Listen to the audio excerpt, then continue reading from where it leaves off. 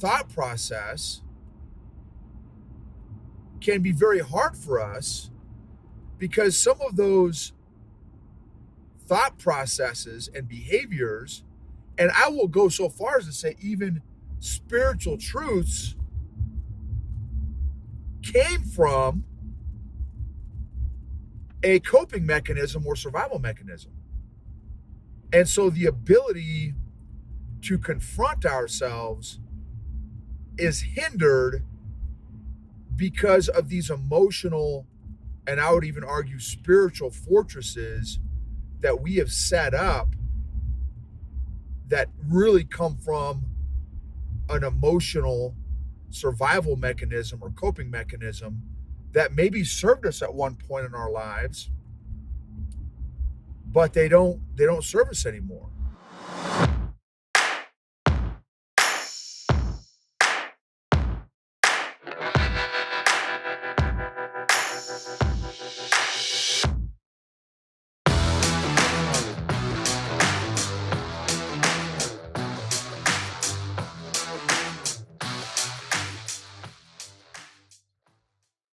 What is going on, EQ gangsters? Another post Bible study reflection time based on emotional intelligence. So this episode is going to be about patience. We talk about patience, and the guy who was running it, facilitating the conversation, is a super dude, super dude. And he asked a group of men, what is the definition of patience? So I want to ask you, what is the definition of patience? How would you define patience? If you were to write down on a sheet of paper your definition of patience, what would it be? All of us were like looking at a cow looks at a cell phone.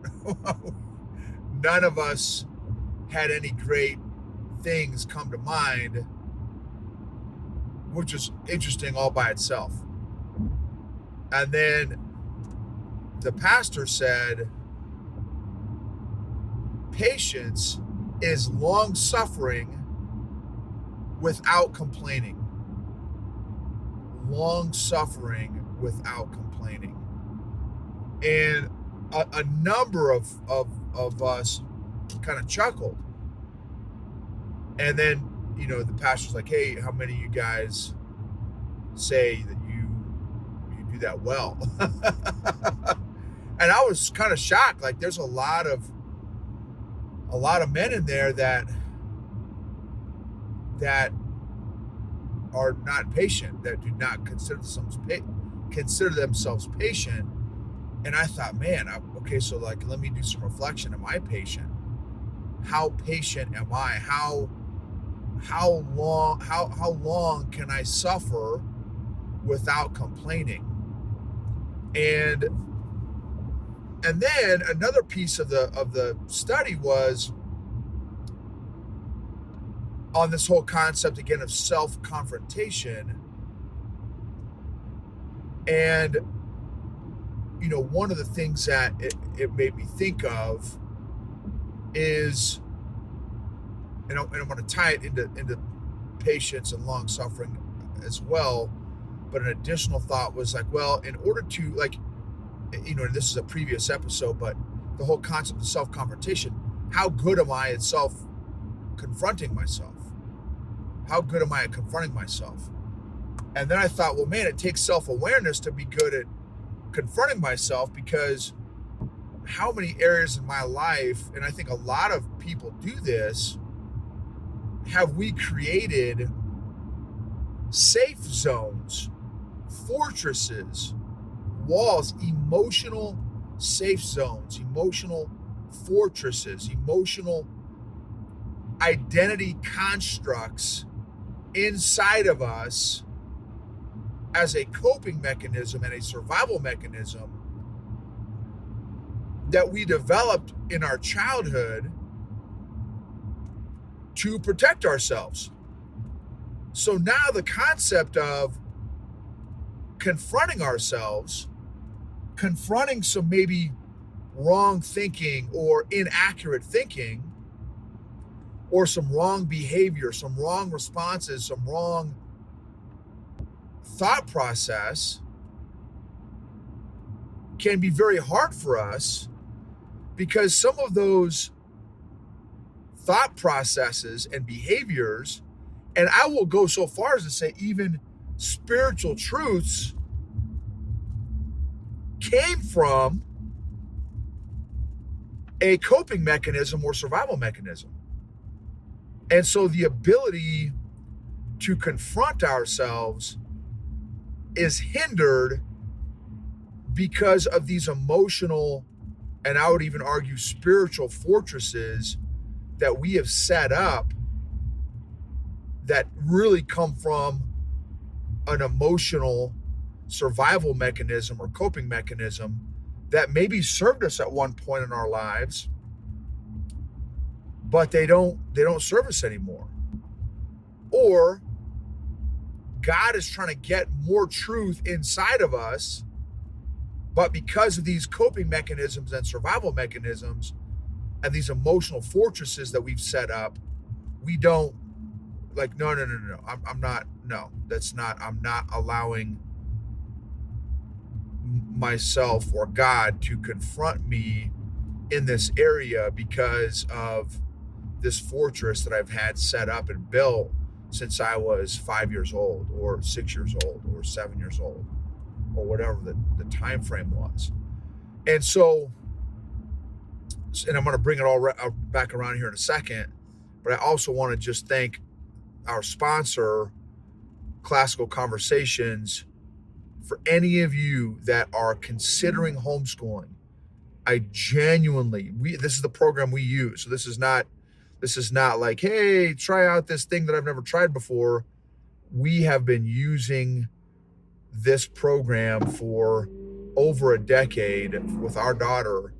And any of you all that are considering homeschooling, I would strongly encourage you all to check it out. classicalconversations.com/Gibbons, Gibbens. There's a couple free downloads in there, at least one, maybe two free downloads that would be very helpful in beginning this journey of just checking out whether or not homeschooling might be a good option for you. classicalconversations.com/Gibbons, Gibbens. So the concept of not only the patience, but the self-awareness, how self-aware are you to objectively, which is very tough, anytime you are looking at yourself, it is very, very tough to be objective anytime we're trying to do some self-reflection, because of all our inherent biases. Biases are a very, very real thing.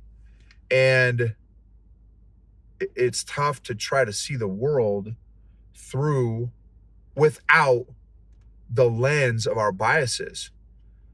And so I think that concept of self-reflection and self-confrontation is so important to be an emotionally intelligent leader. It's just very, very difficult. And it may take weeks, months, or even years to be able to do it effectively in the most effective way possible. And then again, the concept of one specific area of that self-confrontation is patience. How patient are you? Who is the most patient person that you know? And what is it that you think makes them patient? Is patience even a virtue or a quality that you think is important? How is being patient, how is developing the virtue or quality of patience, how would it add value to your life? How is being impatient harmful to you and or to those around you? How could your life look differently? How would your life look differently if you developed patience? If you had more patience, what would your life look like? What would your decision making look like? How has being impatient negatively impacted and affected your patience? What are some steps that you can take to increase your ability to suffer longer without complaining? It's one thing to be able to suffer. I think it's a whole nother thing to suffer without complaining. How well do you suffer?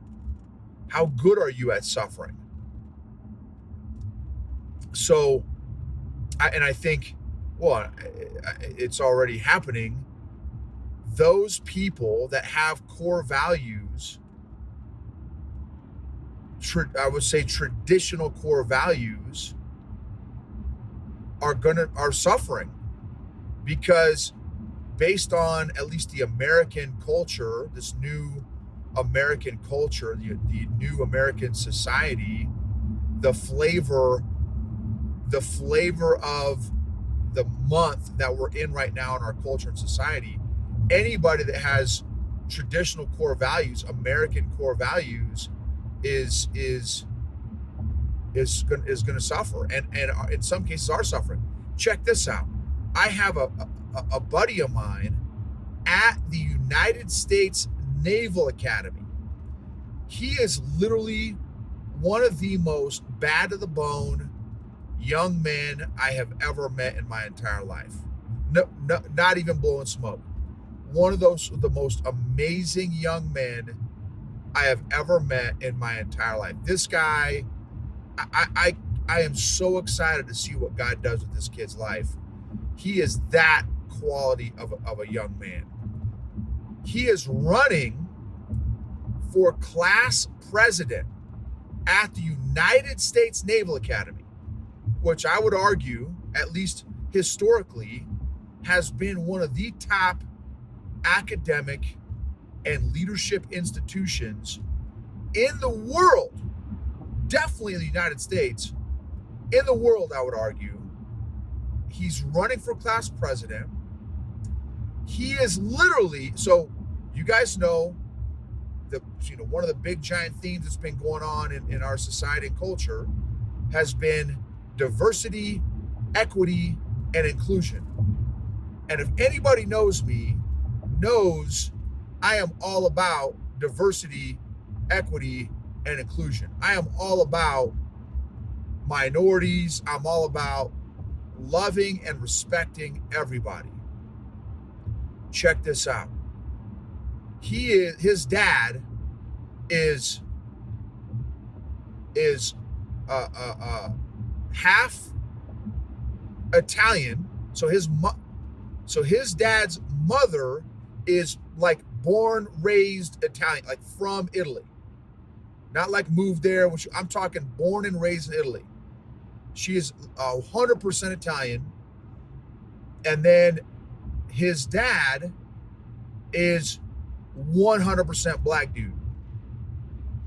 So which makes my buddy's dad, my buddy's dad, 50% black and 50% Italian. 50% black, 50% Italian. Which makes my buddy, whatever the math starts to become, right? 25% black, 25% Italian, and like 50% white because his mother's white. So he's like legit, the American, which, all of us come from, the vast majority of Americans are a mix of all kinds of races. As he was running for president of his class at the United States Naval Academy, he put in there something like 25% black, 25% Italian, 100% your future president of the class of whatever his class is. And you know what's crazy? People were offended, and so he had to change. The big cheeses were offended, and so he had to change his campaign policies or whatever. And we are living in a time of recognizing people's diversity, equity, and inclusion, and they shut him down because someone got offended based on his race. It is mind-boggling the times we're living in. So, again, if you have any type of traditional core values where you value and respect people and human life, I mean, forget if you value biblical principles, you are super screwed, in my opinion, going forward based on the direction that our society is going in. So how good do you suffer?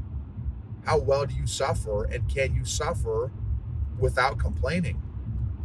I know I have a lot of work to do in this area. How patient are you? So, and how can you grow? What are some action steps? So anyway, some thoughts for you all in this area of patience, of self-confrontation, of self-awareness. And thank you for being on this journey with me. If you wouldn't mind, it would mean a lot to spend 15 seconds, maybe 25 seconds, rating and reviewing the podcast, maybe sharing an episode that has been impactful for you to a friend, a colleague, a family member. It would really mean a lot. The message of emotional health, emotional intelligence, emotional agility, emotional endurance, resilience, I think is critical in the times that we're living in. And the more people that we can get to be emotionally healthy, the better human beings we can be for our neighbors, especially in the times that we're living in, with so many people that are living based on their emotions, rather, they're letting their emotions control them, which I would argue means that they're not very emotionally intelligent, which used to be me for 4 decades of my life, being controlled by my emotions. And I'm still working on it. I'm still very much on this journey. Let's get this message out there to help as many other people and leaders become as emotionally healthy and emotionally intelligent as possible.